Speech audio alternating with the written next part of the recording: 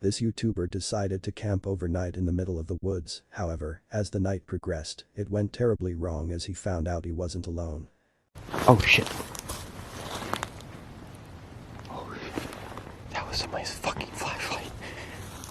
So I'm actually thinking this might be a hunter right here.